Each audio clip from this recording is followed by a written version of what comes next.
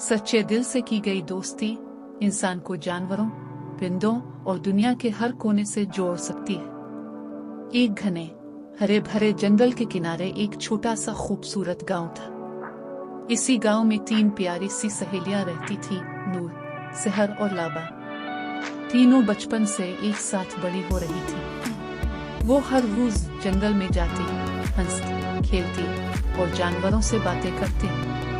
नूर को परिंदे बहुत पसंद थे। वो रंग बिरंगे पंछियों से बातें करती, उन्हें दाना डालती और गीत गाती। सेहर को हिरन बहुत पसंद था। जंगल में एक नन्हा सा हिरन इसका दोस्त बन गया था, जिसे वो चमक कहकर बुलाती थी। लाबा हमेशा खरगोशों के साथ खेलती, वो इनके लिए सब्जियां लाती और वो खुशी से कूदने लगते। तीनों सहेलियां एक साथ बैठती, कहकहे लगाती और कुदरती हसन का मजा लेती।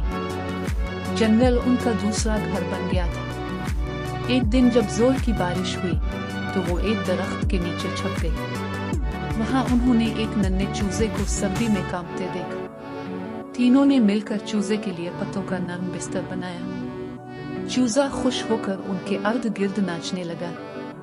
इसी दिन से सहेलियां जंगल की फरिश्ता है कहलाने लगी। जानवर भी उन्हें पहचानने लगे और उनसे प्यार करने लगे।